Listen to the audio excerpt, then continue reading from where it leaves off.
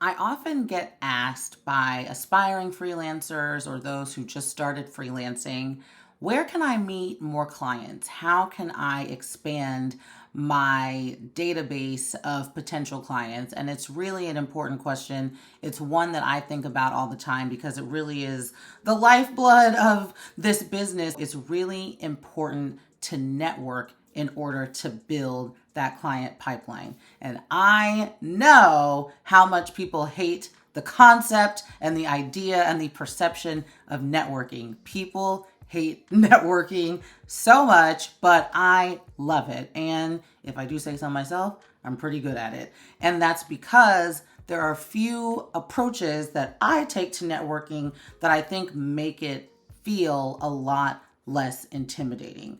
One of the things that I know people really dislike about networking is what they believe to be the transactional nature of networking. It's like, what can you do for me? What can I do for you? Networking is at its essence transactional, but that doesn't mean that it has to feel fake or forced or weird or become something that feels really icky. It's just something that is a part of building a business. So, a few things that I think are really important to keep in mind when it comes to networking as you may be trying to grow a freelance business is one, to be in the right spaces where authenticity has a better chance of happening.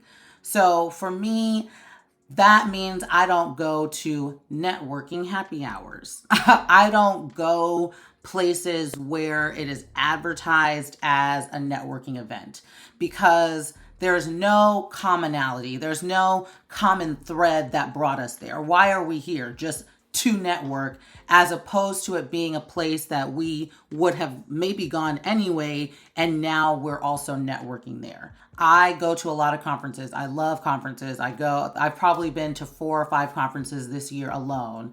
And every conference that I go to has a very specific focus. So the most recent one I went to was here in DC, where I live, the annual legislative conference, which is hosted by the Congressional Black Caucus Foundation. And so it is a conference very much focused on policy and discussions about how to uplift the Black community. And that's something that I'm very passionate about and I care about. So I could go to that conference and not talk to anybody and feel like I had a good time there because I like learning and listening about all the things that are happening there.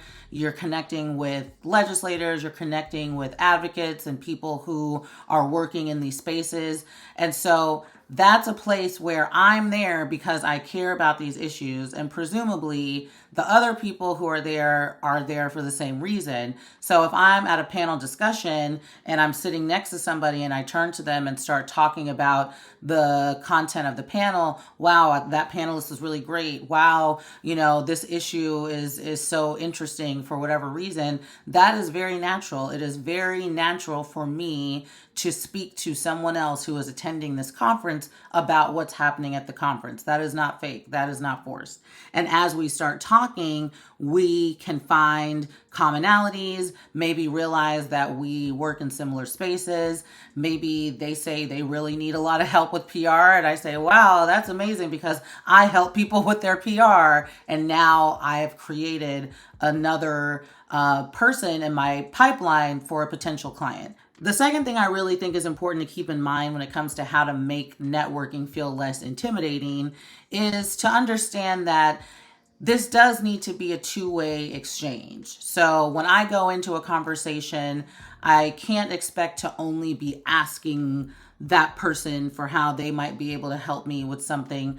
I also have to share and give whatever I can give. And I know that sometimes people feel a little bit like it might be hard for them to do that if they don't feel like they are, at the same level, perhaps of the person that they're talking to, but there's always something you can give. And if you don't know what that is, take time to reflect on that. What is it that you offer that would be of value and of benefit to the other person. And when you are talking, make sure that you are sharing that as much as you are trying to gain value from them. And even on a more personal level in the conversation, make sure that you're sharing, period. You can't just say, so where are you from? So what do you do? So what is this? So what is that? And not also talk about where you're from and what you do, and answer the same questions that you're asking, so that it feels like a more even exchange of information between the two of you.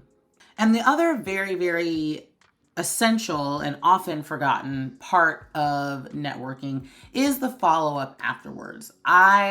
Like I said, go to many, many conferences. I meet many people. We exchange information. I have my digital card where, they can scan the QR code and I can scan their code and all that stuff. And that's great. And we might have a great conversation at the conference and form a beautiful bond there in the panel discussion. But when we leave and when we go back to wherever our respective homes are, if we do not stay in touch in some way, we have failed. We have not actually realized the potential of this new contact. And so I try really hard after I meet people to follow up with them pretty quickly, usually just to say, hi, nice to meet you. Maybe if I got their name, I'll reach out to them to connect on LinkedIn or some other, whatever makes sense based on how we met. And if it's possible and if it's, feasible within the situation, maybe I'll reach out and say, let's grab coffee or let's grab a drink, and we can try to continue a conversation in person, or even just set up a virtual conversation by phone or video chat. And that's something that stands out, you guys. I cannot tell you how much feedback I get that oh, Brittany, you're one of the only people that followed up. You're one of the only people that circled back when you actually said you would circle back. And so much of networking falls flat when it gets to the okay, now we have to turn this into the thing. So that part is essential. And if you don't do that, it doesn't really matter how many conferences you went to, how many conversations you have. You have to be serious and be dedicated to the follow-up. So that's just a few tips I wanted to share when it comes to networking and how you as an aspiring or new freelancer might be able to make networking and meeting potential clients a little bit easier. I have a lot more tips on this, a lot more to share about networking and in general about how to get clients. I'm launching a course later this year that's really going to dive very deep into that. So if you're interested in learning more about that, please do sign up for my newsletter. I'll put the link in the description. Continue to tap in with me as I share these tips and these tricks, because I've been blessed to have had a lot of experiences that have shown me what to do and what not to do. And so I'm excited to share those with others and just build more community with other freelancers and hopefully help us all be able to have better businesses.